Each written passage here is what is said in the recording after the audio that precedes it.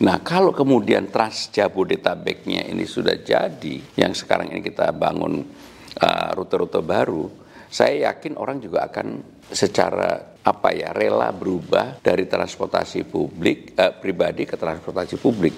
Apalagi kalau kemudian mereka kita subsidi. Jadi untuk jangka menengah panjangnya, walaupun ini belum menjadi keputusan, selain tarifnya kita naikkan untuk parkir dan nanti cashless, maka saya lagi memikirkan untuk ERP yang sudah dirancang sejak zaman Bang Foke dulu sebenarnya. Jadi dulu Jakarta nggak punya yang namanya badan usaha perparkiran. Kami sedang menggodok, mengolah itu akan ada badan usaha perparkiran. Karena apapun kota besar seperti ini, harus ada yang mengatur parkir.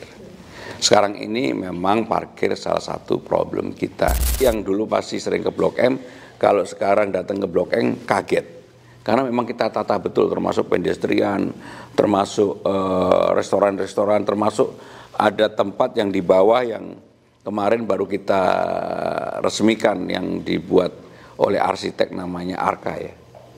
Dan itu yang saya juga surprise, sekarang ini baru disentuh kecil aja, Blok M itu udah rame banget. Tapi saya terus terang pengen bahwa nanti kalau Jakarta sudah tidak menjadi ibu kota, tapi kita bisa branding sebagai kota ASEAN, karena bagaimanapun gedungnya di sini, menurut saya itu memberi opportunity yang luar biasa. Jadi Jakarta akan menjadi kota global, pusat bisnis, bukan hanya bisnis untuk publik Indonesia, harus internasional.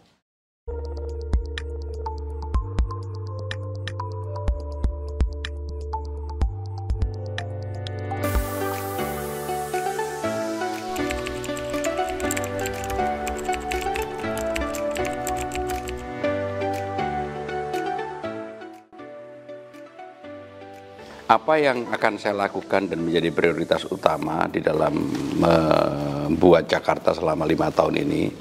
Yang pertama tentunya problem utama Jakarta itu kan masalah kemacetan. Sehingga dengan demikian kami akan membuka sampai dengan bulan Agustus ini akan ada 7 koridor baru. 3 sudah dibuka, yaitu Alam Sutra Blok M, kemudian Feeder Bekasi ke Cawang, kemudian PIK 2 ke Blok M. Dan alhamdulillah sambutannya luar biasa, di luar dugaan. Yang di luar dugaan itu tiga-tiganya, tapi yang benar-benar di luar dugaan sebenarnya adalah Alam Sutra ke Blok M. Sehari-hari sekarang udah 4.500 dari 1.500, 1.000 lah sebenarnya yang kita targetkan, sekarang udah 4.500. Kemudian dari PIK 2 ke Blok M itu juga kurang lebih sama. Kemarin kebetulan saya didampingi oleh Dirut Transjakarta, kita memonitor PIK 2 ke Blok M itu mungkin akan lebih tinggi volume ataupun kepadatan dibandingkan dengan Alam Sutra ke Blok M. Kenapa? Karena sampai dengan bulan April kemarin orang yang pergi ke Blok M, orang yang pergi ke PIK 2 itu 1,4 juta. Enggak, selama 3-4 bulan. Sehingga inilah yang akan menjadi modal kekuatan bagi trayek-trayek yang baru.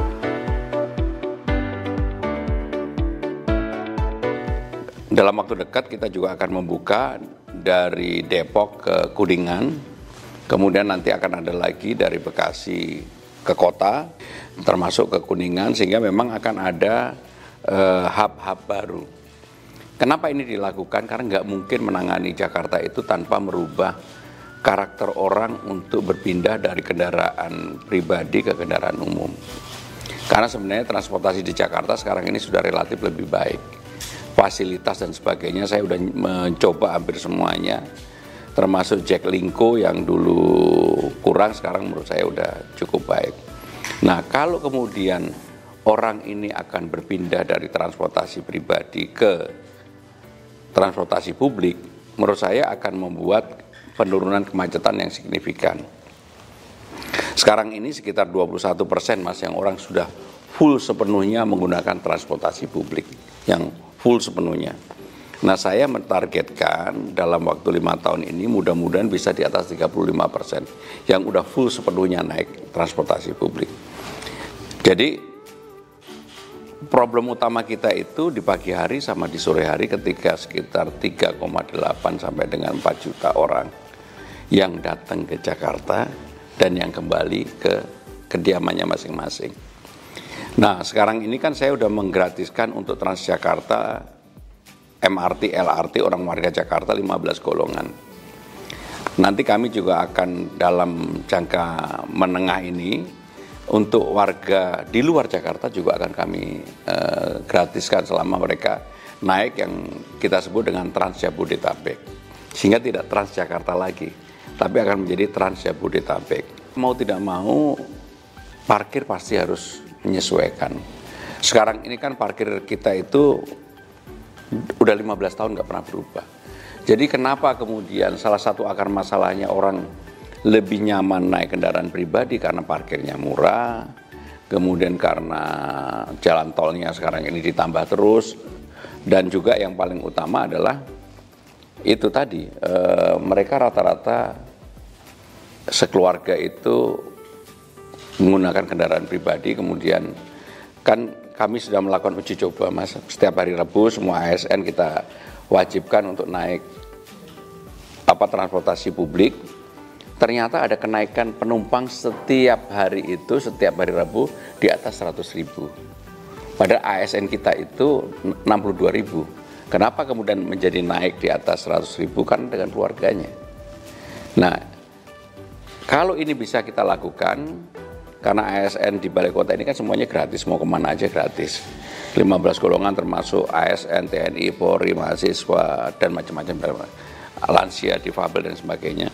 Nah, kalau kemudian Trans Jabodetabeknya ini sudah jadi, yang sekarang ini kita bangun rute-rute baru, saya yakin orang juga akan secara rela berubah dari transportasi publik pribadi ke transportasi publik. Apalagi kalau kemudian mereka kita subsidi. Jadi untuk jangka menengah panjangnya, walaupun ini belum menjadi keputusan, selain tarifnya kita naikkan untuk parkir dan nanti cashless, maka saya lagi memikirkan untuk ERP yang sudah dirancang sejak zaman Bang Foke dulu sebenarnya. Itu kita jalankan. Dan kalau itu kita jalankan, belajar dari negara-negara dimanapun di dunia yang mempunyai problem seperti Indonesia, salah satunya Singapura lah, itu pasti orang cenderung akan naik kendaraan umum. Jadi sekali lagi, kendaraan umumnya nanti kami gratiskan. Kalau RRP sudah jalan, parkir jalan, maka, tapi ini belum keputusan ya, ini baru pikiran saya aja, gagasan besarnya. Maka bagi warga di luar Jakarta pun kita subsidi. Jadi 15 golongan di luar Jakarta kita subsidi. Subsidinya dari mana ya? Dari ERP, dari kenaikan parkir, dan pemerintah Jakarta tidak akan mengambil sama sekali dari uang itu. Sehingga dengan demikian, bagi warga di luar Jakarta kalau mau ke Jakarta mau bawa mobil sendiri, monggo-monggo aja. Tetapi ya konsekuensinya itu tadi. Bagi warga yang tidak mampu, mereka bisa menggunakan fasilitas Trans Jabodetabek. Sehingga dengan demikian kami pun bahkan sudah menghitung kalau kemudian mereka akan ke Pulau Seribu, maka kurang lebih hanya perlu nambah 18.000 sampai 22.000. Sehingga dengan demikian saya yakin kalau ini tersosialisasi dengan baik, maka warga akan dengan kesadaran penuh untuk menggunakan transportasi publik. Jadi itu yang mengenai mengatasi kemacetan.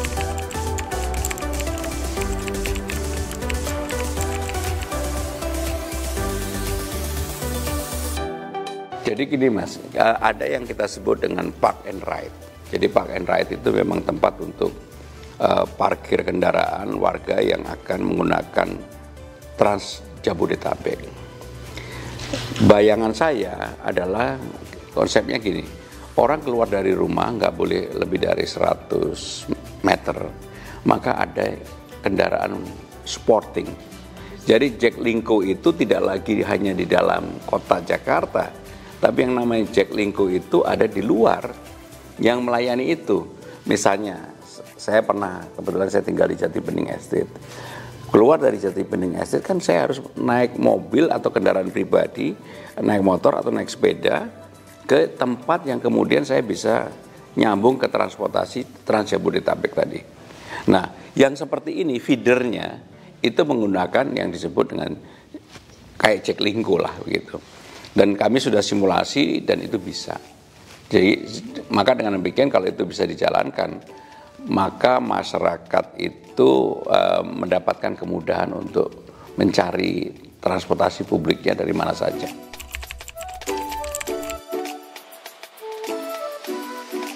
Cukup signifikan, karena sekarang ini kan pasti teman-teman ngalami lah. Jadi kendaraan publik kita di atas jam 10 sampai dengan jam 3 sore itu kosong rata-rata.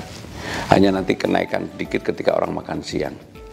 Tapi yang paling utama sebenarnya kendaraan-kendaraan yang melayani di dalam kota maupun yang ke saben area itu kosong.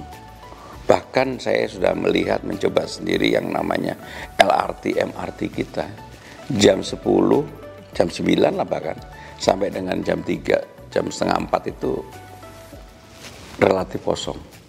Artinya apa? Memang betul yang menyebabkan kemacetan itu ketika sekitar 3,8 sampai 4,2 juta orang setiap hari masuk, setiap hari keluar. Jadi kemacetan itu selalu efek dan dampaknya dari situ. Bahkan kemudian kan kita pernah mencoba untuk semua truk kita lewatkan tidak boleh lewat dalam kota.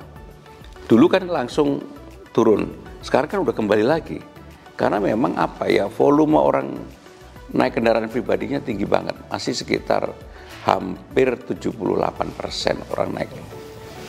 Ya memang ada yang ganti-ganti ya, tapi yang full naik transportasi publik itu baru 21,8%. Jadi dulu Jakarta nggak punya yang namanya badan usaha perparkiran.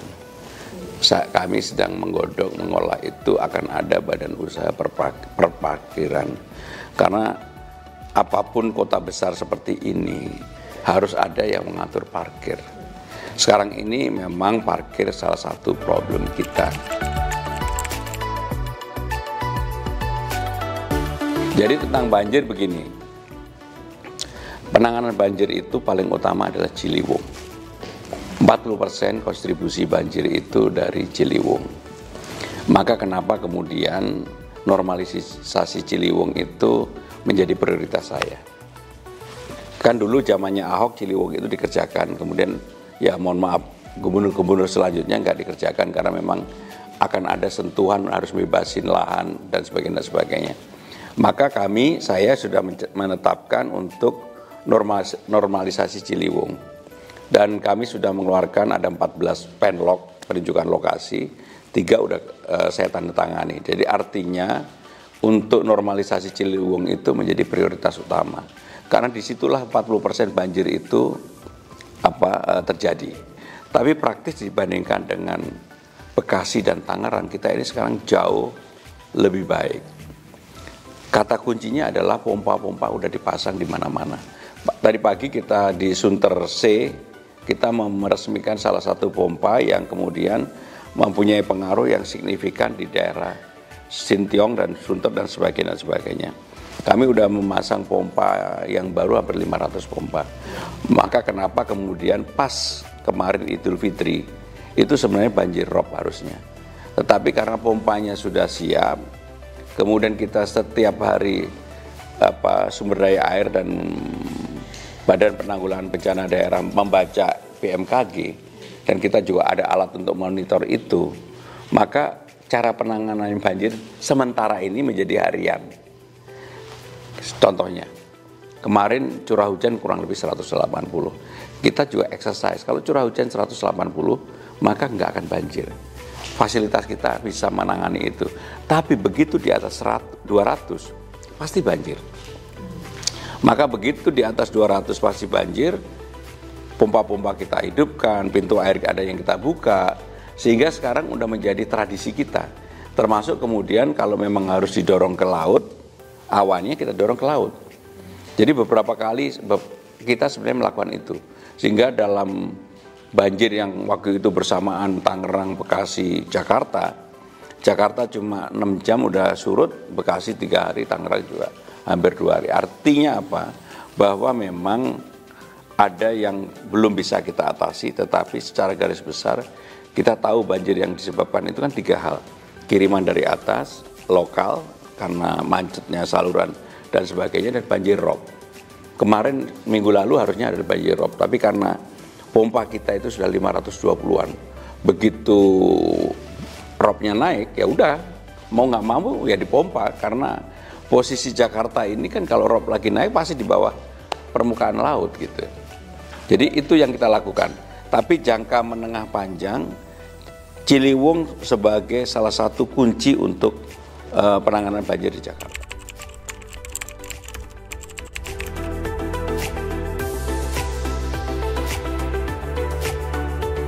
Jadi Condet, Pasar Minggu dan sebagainya, kan kita sudah bangunkan rusun. Dan kita berharap bahwa kalau nanti memang penanganan normalisasi Sungai Ciliwung ini berjalan, pastikan ini udahlah, ini nggak mungkin nggak ada heboh-heboh, nggak mungkin. Pasti sebagian udah kita siapkan rusun itu. Karena dulu yang udah dibebaskan, yang dulu pun ada yang kembali lagi ke lapangan. Karena mereka merasa nyaman, dan untuk itu maka dalam penanganan saya selalu menyampaikan kita tidak melakukan penggusuran. Karena sebenarnya yang jadi problem yang serius itu adalah ketika orang tidak mempunyai periuk nasi lagi, nggak punya mata pencaharian. Jadi banyak yang dibilang, dulu kan mereka rata-rata ada yang berjualan di tepi sungai dan semacam-macam lah. Begitu dipindah ke tempat yang nggak ada mata pencaharian, mereka jadi problem utama. Maka kenapa kemudian pengalaman saya ketika menyelesaikan Kampung Bayam, kan kelompok Furkon, kelompok yang lain kan sekarang udah masuk ke rumah susunnya. Jadi kata kuncinya harus ada jaminan terhadap mata pencaharian itu sendiri. Maka penyelesaian di Kampung Bayam itu mereka dikasih kerjaan yang mereka mampu. Ini kan rata-rata petani perkotaan, sehingga harus dikasih kerjaan yang berkaitan dengan itu. Dan produk apa yang mereka hasilkan, siapa yang beli? Yang beli ya BUMD. Dan itu ternyata bisa. Off-takernya BUMD. BUMD, dan itu ternyata bisa karena dia butuh untuk per bulan membayar 1,8 ya, 1,8 juta. Tapi penghasilan dia sekarang kan di atas 5 juta rata-rata. Sehingga dengan demikian mereka bisa hidup yang lebih baik dan ada kepastian pekerjaannya itu. Jadi Mas, memang menyelesaikan problem di Jakarta itu nggak bisa buru-buru dan parsial. Jadi intinya gini lah, intinya memang ya harus diakui memang problemnya kompleks banget dan nggak transparan lah. Sekarang kan saya buat transparan gitu. Pengalaman kota-kota besar dunia yang banyak pernah menjadi ibu kota, kemudian mereka sekarang menjadi tidak ibu kota, salah satunya adalah New York. New York itu sekarang kota global nomor 1. Jakarta itu nomor 74 dari 156. Nomor 2-nya London, nomor 3-nya Paris, nomor 7 Singapura. Kenapa New York nomor 1? Itu tadi, karena apapun ukuran utama kota global itu bagaimana sumber daya manusia itu termanfaatkan. Yang kedua, bagaimana kemudian infrastrukturnya melengkapi. Yang ketiga, bagaimana kebudayaannya. Bagaimana dengan transportasi teknologinya. Nah, salah satu kelebihannya New York, dulu New York itu kan ibu kota Amerika. Nah, sekarang New York menjadi ibu kotanya PBB. Jakarta, apapun, ASEAN itu ada di Blok M. Maka kenapa sekarang ini hubnya betul-betul saya menata Blok M. Yang dulu pasti sering ke Blok M, kalau sekarang datang ke Blok M kaget. Karena memang kita tata betul, termasuk pedestrian, termasuk restoran-restoran, termasuk ada tempat yang di bawah yang kemarin baru kita resmikan yang dibuat oleh arsitek namanya Arka ya. Dan itu yang saya juga surprise. Sekarang ini baru disentuh kecil aja, Blok M itu udah rame banget. Jadi memang orang akan mencoba untuk berlomba-lomba masuk Blok M lagi. Karena memang Blok M itu kemarin kan kita pencanangan HUT 498 juga dari Blok M. Sehingga dengan demikian apa yang akan kita lakukan ya, saya kalau Jakarta menjadi full kota global, tidak lagi ibu kota negara, sebenarnya juga secara ini lebih menguntungkan. Karena apa? Tahu nggak salah satunya? Karena untuk memindahkan pusat perpajakan Indonesia dari Jakarta ke mana saja, termasuk ke IKN, tidak gampang, perlu waktu yang panjang. Karena kan sistemnya semuanya diinstal di sini. Dan kalau kemudian Jakarta tidak lagi menjadi ibu kota, bagian ke Jakartanya sebenarnya lebih gede.